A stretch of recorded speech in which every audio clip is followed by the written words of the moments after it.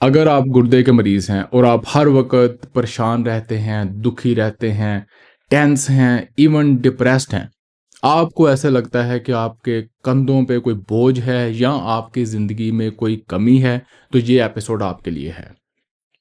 गुर्दे का मर्ज़ इंसान की ज़िंदगी में बहुत ज़्यादा जिस्मानी और ज़हनी तब्दीलियां लेके आता है, जिसकी वजह से इंसान को ये सारी परेशानियां होती हैं। अब सवाल ये है कि ये परेशानियां इंसान को क्यों होती हैं और क्या इन सारे मसलों के बावजूद गुर्दे का मरीज़ एक बड़ी अच्छी और भरपूर ज़िंदगी गुजार सकता है। अस्सलाम वालेकुम, डॉक्टर वैज़का फ्रॉम एक्सपर्ट कॉन्सर क्लिनिक ऑफ लाहौर, अपना नेफ्रोलॉजी हैट पहने हुए अपने घर वाले स्टूडियो से। गुर्दे के मर्ज़ को पूरी दुनिया में बहुत ज़्यादा जिस्मानी और ज़हनी तब्दीलियां करने वाला मर्ज़ समझा जाता है, जिसकी बड़ी वजह है डायलिसिस और ट्रांसप्लांट। क्योंकि इन दोनों सिचुएशन में इंसान का जिस्म भी चेंज हो जाता है, उसका जहन भी चेंज हो जाता है और उसकी पूरी ज़िंदगी ही चेंज हो जाती है। Not in Pakistan. पाकिस्तान में बेशक आपका क्रिएटिनिन 1.5 है और कोई प्रोटीन यूरिया नहीं है, आपको अगले 100 साल कुछ नहीं होना। बेशक आपका क्रिएटिनिन 5.5 है और आपका 10 ग्राम प्रोटीन यूरिया है, या आपको डायलिसिस चाहिए। ये दोनों मरीज़ एक जितने ही परेशान होते हैं और उसकी बड़ी वजह हमारा डीप रूटेड कल्चरल इशू है। वो क्या है? वो वही है जैसे यहाँ पे छोटे कद के इंसान को समझा जाता है, सांवले इंसान को समझा जाता है, मेरी तरह के गंजे इंसान को समझा जाता है जैसे इसमें कोई कमी है। अच्छा, मुआशरा भी समझता है उसमें कोई कमी है और वो इंसान खुद भी समझता है उसमें कमी है, जो कि एक बड़ी बेहुदा सी बात है, उसको बाद में कभी डिस्कस करेंगे। इसी तरह गुर्दे का मरीज़ जिसकी क्रिएटिनिन 1.5 आ गई है, उसको लगता है कि मेरी ज़िंदगी में कोई कमी हो गई है या वो जैसे बस कोई चीज़ रह गई है। इसको फिर हम कभी डिस्कस करेंगे। अब हम वापस चलते हैं किडनी डिजीज़ और मेंटल हेल्थ इशू पे कि ये सारा फड्डा है क्या। जब भी आपकी ज़िंदगी में कोई बड़ी चेंज आती है, स्पेशली खराबी की तरफ, तो आपका जिस्म और जहन एक रिएक्शन करते हैं जिसको हम कहते हैं ग्रीफ, या दुख आप कह लें उर्दू लैंग्वेज में। अब ये ग्रीफ क्या है? ग्रीफ बेसिकली एक नेचुरल और नॉर्मल रिस्पॉन्स होता है किसी किस्म के लॉस को। अच्छा, अब ये जो रिस्पॉन्स है ये एक्चुअल भी हो सकता है और ये एंटिसिपेटरी भी हो सकता है कि आप ऐसे ही परेशान हो जाएं। और ये रिस्पॉन्स ग्रीफ दुख किसी एक्चुअल लॉस को भी हो सकता है, जैसे कि आपको डायलिसिस करवाना पड़ गया है, आप निकले ही स्टेज 5 पे हैं, डॉक्टर की लॉटरी निकल आई है। और ये अंदाजे से या फ्यूचर प्रोजेक्शन से भी दुख हो सकता है कि आपका क्रिएटिनिन तो 1.5 है और मैं आपको समझा समझा के मर गया हूँ कि आपको अगले 100 साल कुछ नहीं होना, आपने सांप बन के ही मरना है। उसके बावजूद आप परेशान रहते हैं कि यार मैंने डायलिसिस पे चले जाना है क्योंकि मेरा हमसाया भी चला गया था। ये सारी चीज़ है ग्रीफ। अब इस सारी बात को डिस्कस करने का क्या फ़ायदा? ग्रीफ क्या चीज़ है और इसका नुकसान क्या है? ग्रीफ का जो सबसे पहला नुकसान है वो आपके अंदर फिजिकल चेंजेस, यानी कि आपके जो स्ट्रेस हार्मोन है, कॉर्टिसोल है, इसके अलावा जो आपकी सारी बॉडी को डिस्ट्रॉय करने वाले हार्मोन हैं जो हमें नहीं पैदा होने देने चाहिए, उनकी मिकदार बढ़ जाती है। आपके अंदर इन्फ्लेमेशन होती है, कार्डियोवैस्कुलर रिस्क आपका बढ़ जाता है। फिर यही ग्रीफ आपकी जो बाकी जहनी तनाव की चीज़ें हैं उनको बढ़ा देता है, यानी कि आपका डिप्रेशन बढ़ जाएगा, आपकी परेशानी एंग्जाइटी और ज़्यादा बढ़ जाएगी। ये सारा फिर आपको लेके चलता है सोशल आइसोलेशन की तरफ, ट्रीटमेंट नॉन एडहेरेंस की तरफ, यानी कि आप डायलिसिस करना बंद कर देते हैं, आप दवाई खाना बंद कर देते हैं। जैसे वो मेरे कुछ मरीज़ कहते होते हैं, डॉक्टर साहब फ़ायदा तो हो ही नहीं सी रहा, क्रिएटिनिन तो घट नहीं सी हो रही, फिर मैं क्या दवाई खाने का की फ़ायदा। ये वाली सारी चीज़ें बेसिकली इस ग्रीफ का इजहार होती हैं। और आप जो पहले ही किसी जिस्मानी मर्ज़ जैसे कि सीकेडी की वजह से सिक हैं, उसको और ज़्यादा बढ़ा के और ज़्यादा खराबी कर लेते हैं। नेक्स्ट क्वेश्चन ये है कि दुनिया इसके बारे में कंसर्न क्यों है? गुर्दे के मर्ज़ में ग्रीफ, स्ट्रेस, जहनी परेशानियों का जिक्र क्यों आता है? इस पे क्यों इतना ज़्यादा फोकस किया जाता है? क्योंकि ये बहुत बड़ा पब्लिक हेल्थ इशू है।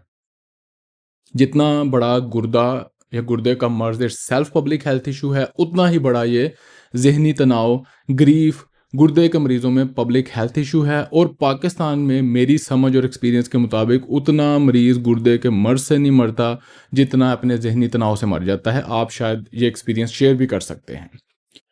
अब अगला सवाल है कि क्या हम इसके बारे में कुछ कर सकते हैं? बिल्कुल कर सकते हैं, और ये वो है जो मैं एक्सपर्ट कौन-सा क्लिनिक पे अपनी टीम के साथ मिलके करने की कोशिश कर रहा हूँ। इसके लिए एक साइंटिफिक टर्म भी होती है जिसको हम कहते हैं non clinical management of grief या नॉन क्लिनिकल ग्रीफ काउंसलिंग। अब ये क्या बला है जी, नॉन क्लिनिकल ग्रीफ काउंसलिंग? ये वो है जो मैं हर वक्त, हर कंसल्टेशन पे, हर वीडियो पे आपके साथ डिस्कस करता हूँ। सबसे पहले उसमें लिसनिंग, यानी कि गुर्दे के मरीज़ को सुना जाए, उसकी बात, उसका एक्सपीरियंस सुना जाए। जो मैं आपको कहता हूँ कि अपना एक्सपीरियंस शेयर करें। आपको कोशिश करता हूँ कि मेरी असिस्टेंट डॉक्टर के साथ 1 घंटा बात करने का मौका मिले, मेरे साथ 15-20 मिनट बात करने का मौका मिले, ताकि आप वो बर्डन शेयर करें। क्रिएटिनिन मुझे आपकी पता है, आपको भी पता है, लेकिन मुझे बताएं कि इससे आपको मसले क्या हैं, आपके घर में क्या प्रॉब्लम है, आपको फाइनेंशियल क्या प्रॉब्लम है। इसको कहते हैं लिसनिंग। इस लिसनिंग के बाद फिर नेक्स्ट होता है नॉन जजमेंटल लिसनिंग, यानी कि मैं ये नहीं कहता कि प्रोफेसरों की तरह खून कर रहे हो गुर्दे खराब, खून सुकून जे। वो होती है जजमेंटल लिसनिंग। हमने नॉन जजमेंटल एनवायरनमेंट में किसी को जज किए बगैर मरीज़ की बात सुननी है, उसको पॉजिटिविटी में लेके आना है, किसी पे ब्लेम नहीं करना, फिंगर पॉइंट नहीं करनी कि उन्हें ਤੁਹਾਡੇ गुर्दे खराब किए ने उस दवाई नाल, उस प्रोफेसर दे गलत इलाज नाल। क्योंकि मेरा अपना आइडिया है कि इस सारी नेगेटिविटी से कोई फ़ायदा नहीं होता। मुझे पता है पाकिस्तान की मेडिकल फील्ड में ये बड़ा अच्छा एक मार्केटिंग ट्रिक है। आप जहाँ पे भी जाएंगे, पहला प्रोफेसर या डॉक्टर आपकी रिपोर्ट देखने से पहले ही कहेगा कि उन्हें ਤੁਹਾਡਾ ਕੰਮ खराब किया, ਤੁਸੀਂ पहले आ गए होंगे, मैं ਤੁਹਾਨੂੰ बचा लेना सी। मैं भी बहुत ज़्यादा केसेस में ये कह सकता हूँ, लेकिन इससे कोई फ़ायदा नहीं होता। इससे हम नीचे से नीचे ही गिरते हैं। ना मरीज़ को कोई फ़ायदा है, ना मेडिकल फील्ड को कोई फ़ायदा है, ना पूरी कम्युनिटी को कोई फ़ायदा है। इसलिए मरीज़ को नॉन जजमेंटल हो के उसकी बात सुनना, उसका एक्सपीरियंस शेयर करना, ये होता है असल ग्रीफ काउंसलिंग।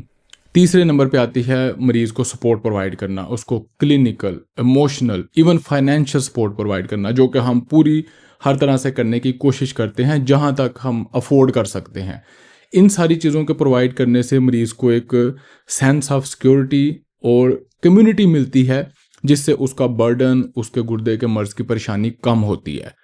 कम्युनिटी से हम लेके आगे चलते हैं कि उसको एक सेंस ऑफ कम्युनिटी भी देनी होती है। यह है चौथी चीज़, और जो हर एपिसोड में मैं बार बार बात करता हूँ, हम एक कम्युनिटी हैं।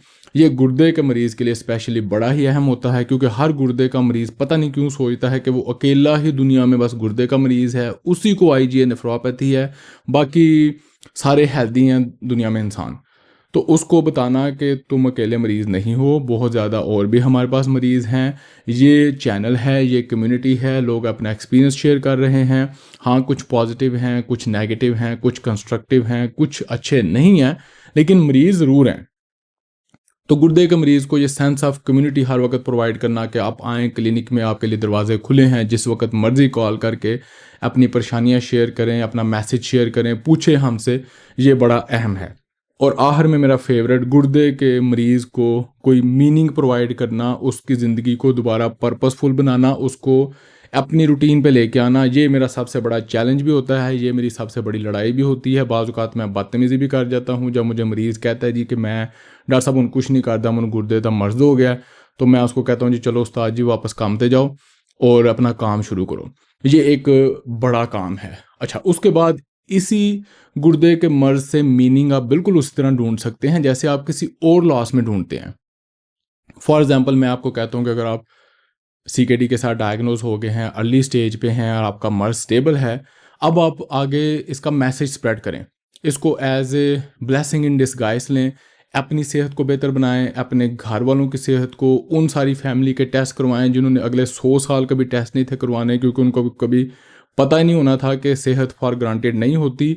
मैं अंदर से सिक हो सकता हूँ, मुझे diabetes, blood pressure, silent killer सारे मेरे अंदर हो सकते हैं, और उसके बावजूद मैं हट्टा कट्टा फिर सकता हूँ। उन सब को स्क्रीनिंग में लेके आएँ, मोहल्ले में, दोस्तों में मैसेज फैलाएं। ये बिल्कुल ऐसे ही है जैसे आप तरक्की याफ्ता ममालिक में जाएँ ना, अमेरिका में अक्सर हमारी एग्जांपल होती थी कि अगर फ़र्ज़ करो किसी इंसान को या उसके पेरेंट को आंतड़ियों का कैंसर हो गया है और वो बच गया है, तो उसके बाद अगर वो बहुत बड़ा बिलियनियर है तो वो पूरा कैंसर सेंटर किसी हॉस्पिटल में बना देगा। अगर वो कोई गरीब है हमारी तरह तो वो अपने चर्च के बाहर छोटा सा स्टॉल लगा लेगा हर वीकेंड पे, आंतड़ियों के कैंसर की इंफॉर्मेशन फैलाने के लिए, नॉलेज फैलाने के लिए। ये तो कम अज़ कम वो कर ही सकता है अगर वो कैंसर सेंटर नहीं बना सकता तो। हमारे इधर क्या होता है, जो ही बंदे का मसला ख़राब होता है, कैंसर से मर गए या बच गए, अब ए उस प्रोफैसर ने मैनू ख़राब किया है, ए उस डॉक्टर ने मैनू मरवाया, ए उस बंदे ने मैनू गलत मशवरा दिता सी जिहदी वजह नाल मेरा टाइम ते इलाज नहीं होया ते मेरे अब्बा जी की डेथ हो गई। ये अगेन फिर वही नेगेटिविटी। ये कोई मकसद नहीं है, कोई मीनिंग नहीं है ज़िंदगी का। मीनिंग होता है जब आप अपनी ज़िंदगी और दूसरों की ज़िंदगी आगे बेहतर बनाने की कोशिश करते हैं और उस सिनेरियो में बाज़ औक़ात आपको अपने नेगेटिव एक्सपीरियंस को स्वॉलो करके पीछे छोड़ना पड़ता है। एनीवेज़, गुर्दे के मर्ज़ में ग्रीफ मैनेजमेंट के लिए सेंस ऑफ कम्युनिटी बिल्ड करना एक बहुत अहम स्टेप है और ये होना चाहिए। अब सवाल ये है कि ये सारा कुछ हमने करना क्यों है? ये इसलिए करना है कि गुर्दे के मरीज़ की ज़िंदगी को बेहतर बनाना है, उसकी क्वालिटी ऑफ लाइफ को इम्प्रूव करना है, उसकी वेल बीइंग को ज़्यादा करना है ताकि वो अपने लिए, अपनी फैमिली के लिए, अपने मुल्क के लिए, अपनी कम्युनिटी के लिए अच्छी ज़िंदगी गुजार सके, एक हेल्पफुल और कंट्रीब्यूशन करने वाला सिटीज़न बन सके। क्योंकि अगर वो गुर्दे के मर्ज़ से परेशान रहेगा तो वो अपने ऊपर भी बोझ बना रहेगा, दूसरों के ऊपर भी बोझ बना रहेगा। तो ये सारी चीज़ें करके, नॉन क्लिनिकल ग्रीफ काउंसलिंग करके, प्रोवाइड करके, हमारा मकसद है कि मरीज़ को एक बड़ा रिस्पॉन्सिबल, हेल्दी, फुलफिलिंग किस्म का एक्टिवली पार्टिसिपेटिंग सिटीज़न बनाया जाए। एपिसोड को समराइज़ करते हैं कि गुर्दे के मर्ज़ की वजह से आपकी ज़िंदगी में जिस्मानी और ज़हनी तब्दीलियाँ आती हैं, जिसके रिएक्शन में आप परेशान रहते हैं, टेंस, डिप्रेस, दुखी, खाली फील करते हैं। इन सब का हल है कि अपने गुर्दे के मर्ज़ को समझें, किसी अच्छे नेफ्रोलॉजी सेटअप के साथ कम्युनिकेशन करें, अपने गुर्दे के मर्ज़ को अच्छा मैनेज करें, उसमें कोई मीनिंग ढूंढें और दूसरों की ज़िंदगी बेहतर बनाने की कोशिश करें। आपने अपना एक्सपीरियंस शेयर करना है, आपको गुर्दे के मर्ज़ की वजह से क्या परेशानियां थीं, आपने उनके साथ कैसे डील किया, अब आप अपने गुर्दे के मर्ज़ को कैसे लेके चलते हैं। हमारे लिए कोई फीडबैक हो वो आपने ज़रूर देना है। क्या हम अपनी सर्विसेज को इससे भी बेहतर बना सकते हैं, नेक्स्ट लेवल पे लेके जा सकते हैं, जो कि हमेशा हमारा मकसद रहता है। मुझे आपके ओपिनियन का इंतज़ार रहेगा। मुलाकात होगी अगले एपिसोड में। अल्लाह हाफ़िज़।